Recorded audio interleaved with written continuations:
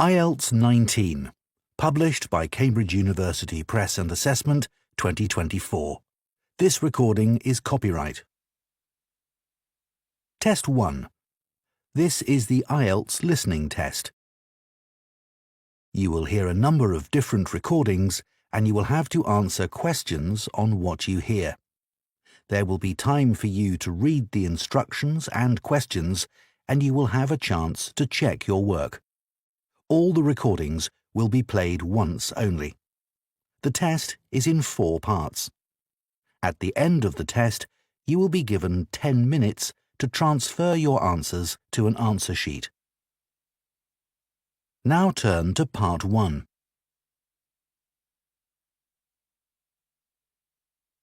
Part 1. You will hear a teaching assistant calling a country park about a school visit. First, you have some time to look at questions 1 to 6.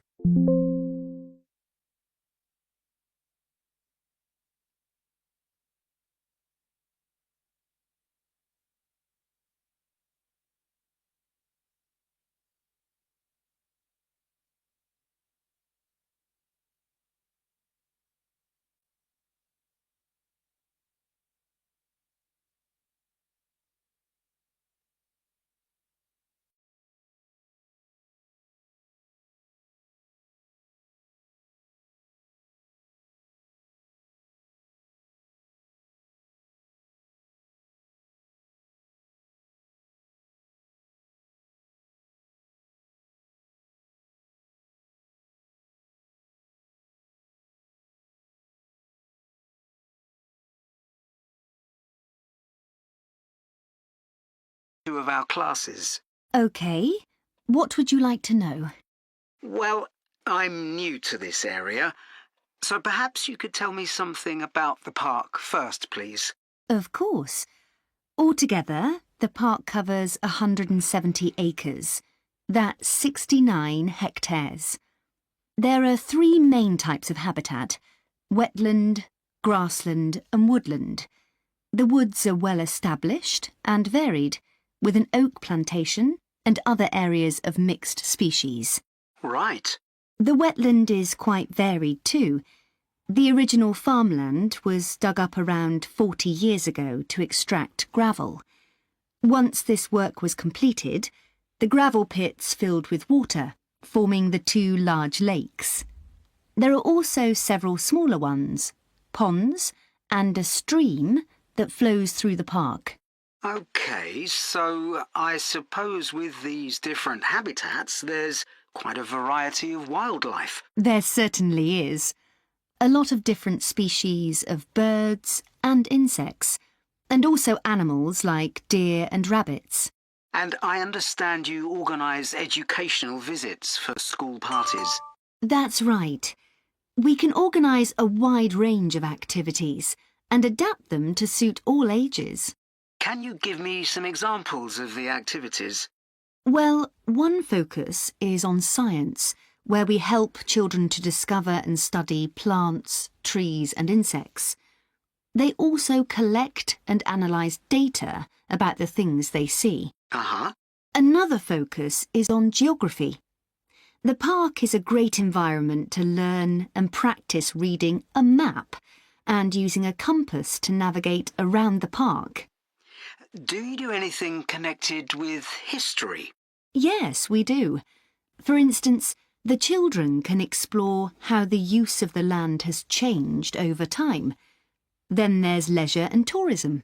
That focuses on your visitors, I would imagine. Yes, mostly. The children find out about them, their requirements, the problems they may cause, and how we manage these. And another subject we cover is music. Here the children experiment with natural materials to create sounds and explore rhythm and tempo. That must be fun. Most children really enjoy it. Before you hear the rest of the conversation, you have some time to look at questions 7 to 10.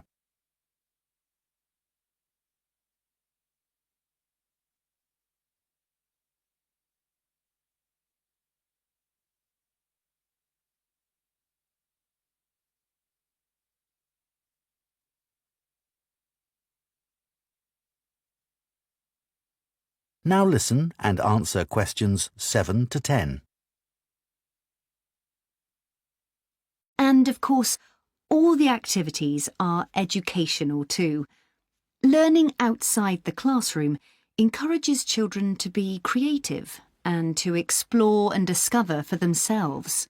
I would imagine they get a sense of freedom that might not be a normal part of their lives. That's right. And very often, the children discover that they can do things they didn't know they could do, and they develop new skills. This gives them greater self-confidence. It sounds great. So, what about the practical side of it? How much does it cost for a full-day visit? We would expect to bring between 30 and 40 children. If there are over 30, it costs £4.95 for each child who attends on the day. We invoice you afterwards, so you don't pay for children who can't come because of sickness, for example. There's no charge for leaders and other adults, as many as you want to bring. That sounds very fair. Well, thanks for all the information. I'll need to discuss it with my colleagues, and I hope to get back to you soon to make a booking. We'll look forward to hearing from you. Goodbye. Goodbye, and thank you. That is the end of Part 1. You now have 1 minute to check your answers to Part 1.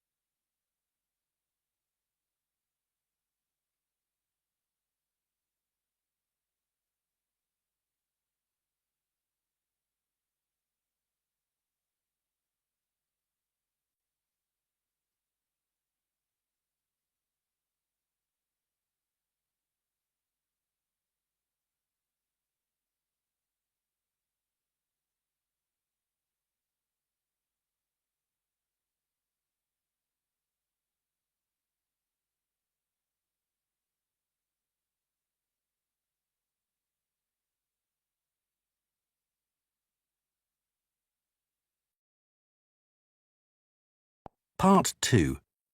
You will hear the chairman of Stanthorpe Twinning Association, which organises the link between Stanthorpe in England and a town in France, talking to members about the year's events. First, you have some time to look at questions 11 to 15.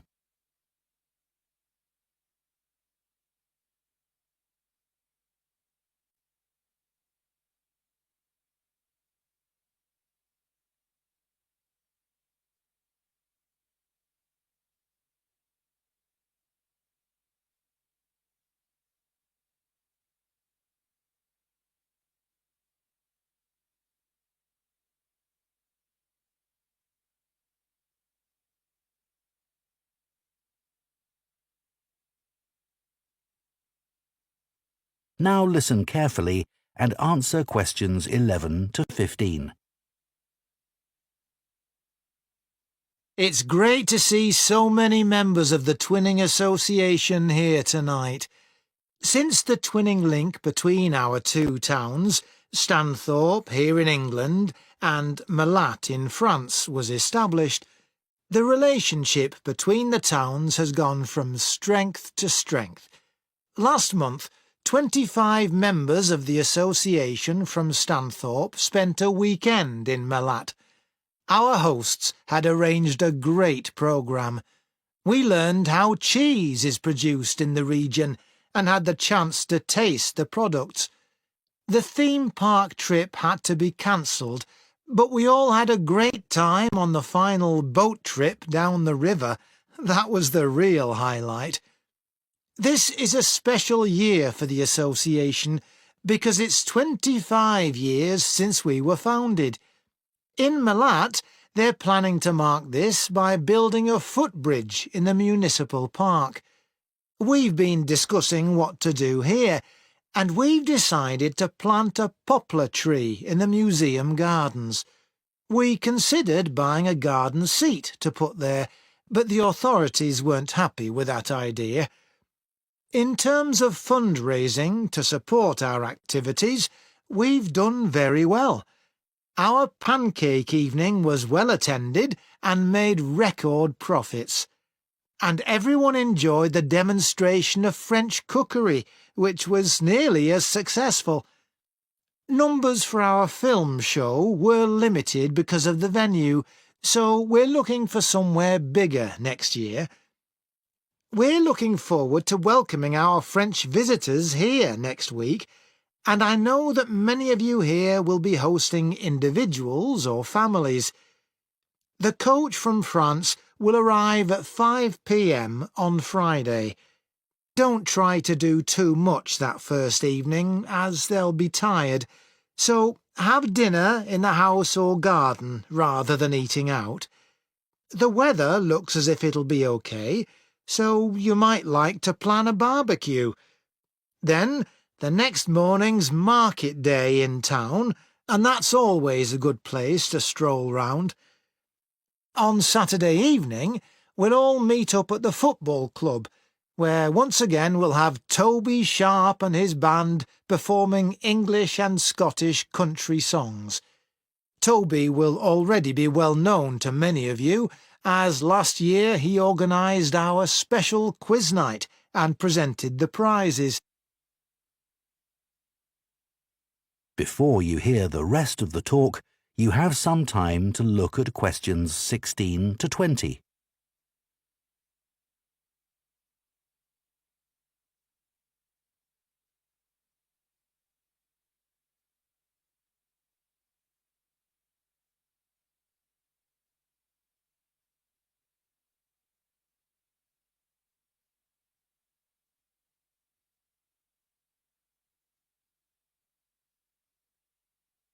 Now listen and answer questions 16 to 20. Now, on Sunday, we'll be taking our visitors to Farley House. You may not all be familiar with it, so here's a map to help you. You can see the car park at the bottom of the map. There's an excellent farm shop in the grounds where our visitors can buy local produce. It's in the old stables, which is the first building you come to. They're built round a courtyard, and the shop's in the far corner on the left. There's also a small cafe on the right as you go in. I know that one or two of our visitors may not be all that mobile. The main entrance to the house has a lot of steps, so you might want to use the disabled entry. This is on the far side of the house from the car park. Children will probably be most interested in the adventure playground. That's at the northern end of the larger lake, in a bend on the path that leads to the lake. There's lots for children to do there. There are a number of lovely gardens near the house. The kitchen gardens are rectangular and surrounded by a wall. They're to the northeast of the house, quite near the smaller lake. They're still in use and have a great collection of fruit and vegetables. The Temple of the Four Winds is a bit more of a walk, but it's worth it. Take the path from the car park and go past the western sides of the stables and the house. Then, when the path forks, take the right-hand path. Go up there with the woods on your left, and the temple is right at the end. There are great views over the whole area. OK, so that's... That is the end of part 2. You now have 30 seconds to check your answers to part 2.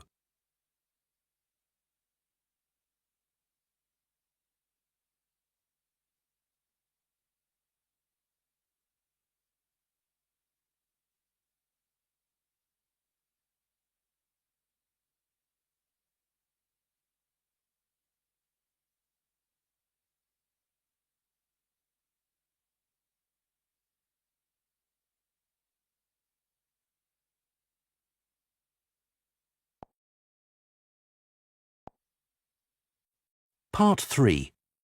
You will hear two food science students called Marie and Colin discussing their final year projects. First, you have some time to look at questions 21 to 24.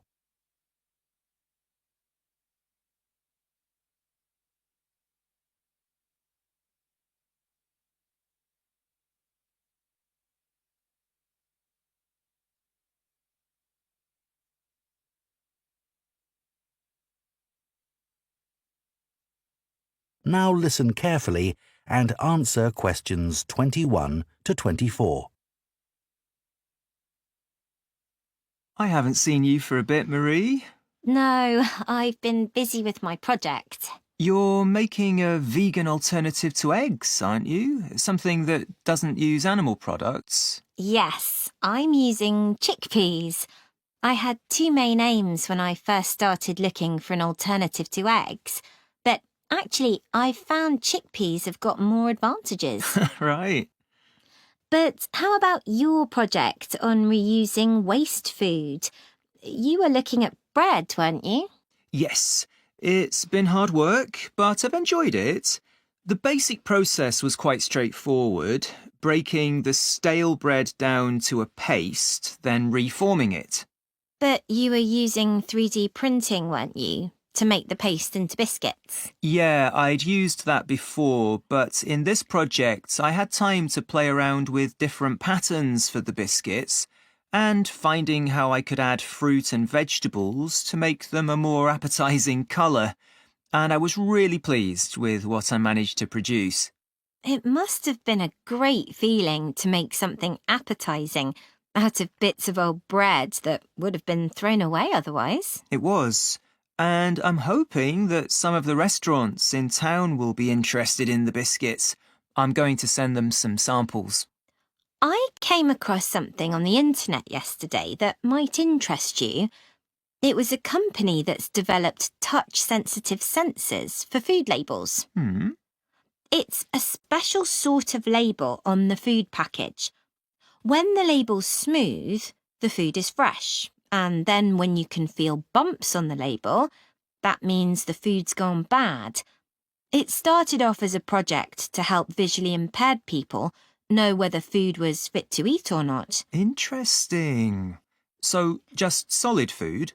No, things like milk and juice as well. But actually, I thought it might be really good for drug storage in hospitals and pharmacies. Right. And coming back to food, maybe it'd be possible to use it for other things besides freshness, like how many kilograms a joint of meat is, for example. Yes, there's all sorts of possibilities. Before you hear the rest of the discussion, you have some time to look at questions 25 to 30.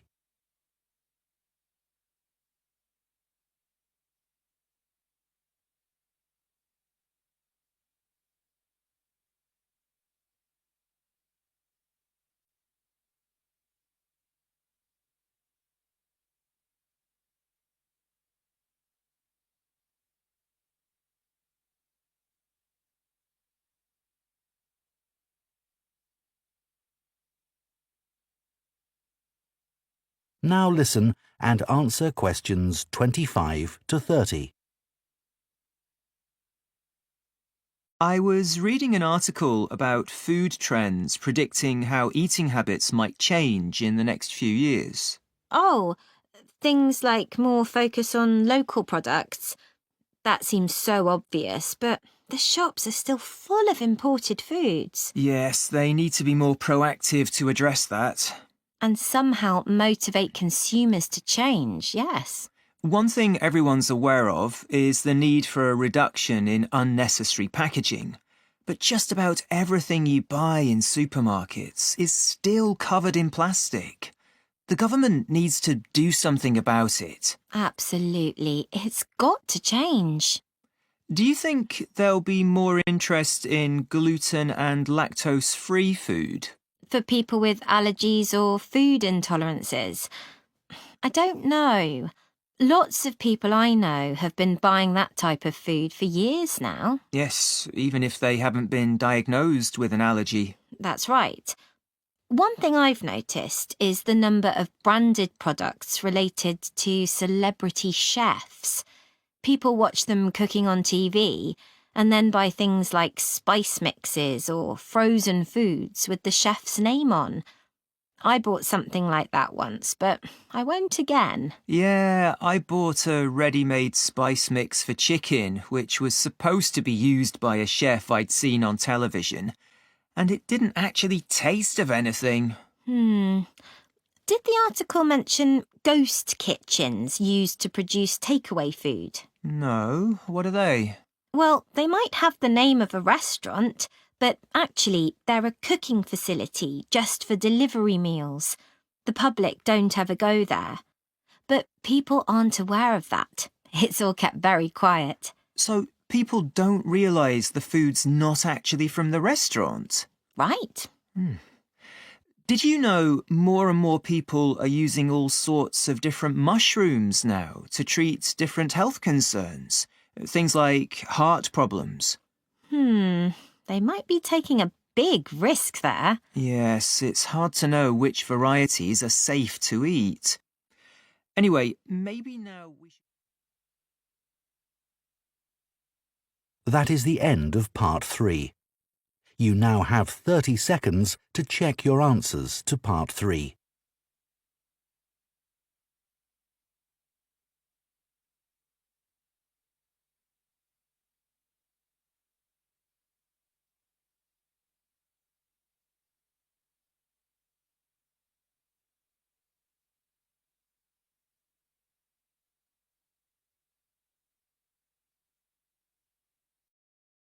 Part 4.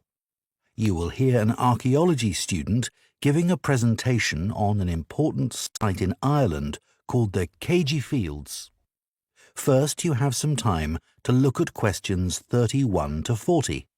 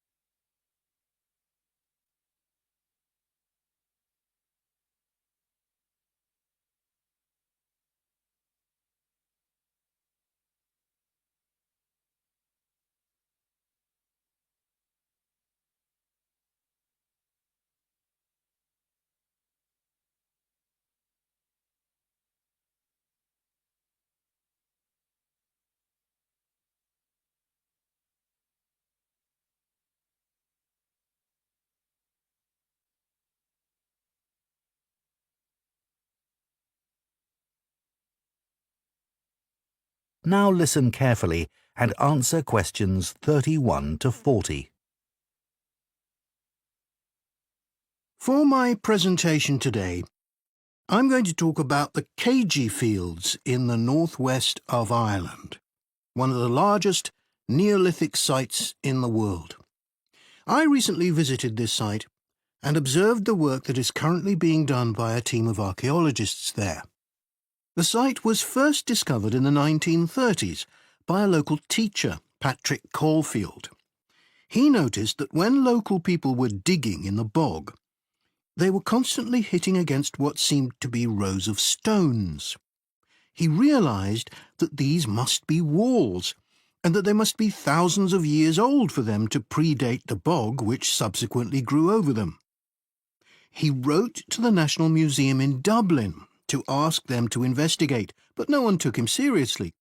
It wasn't until 40 years later, when Patrick Caulfield's son, Seamus, who had become an archaeologist by then, began to explore further. He inserted iron probes into the bog to map the formation of the stones, a traditional method which local people had always used for finding fuel buried in the bog for thousands of years. Carbon dating later proved that the site was over 5,000 years old and was the largest Neolithic site in Ireland. Thanks to the bog which covers the area, the remains of the settlement at KG Fields, which is over 5,000 years old, are extremely well preserved. A bog is 90% water, its soil so saturated that when the grasses and heathers that grow on its surface die, they don't fully decay but accumulate in layers. Objects remain so well preserved in these conditions because of the acidity of the peat and the deficiency of oxygen. At least 175 days of rain a year are required for this to happen. This part of Ireland gets an average of 225 days.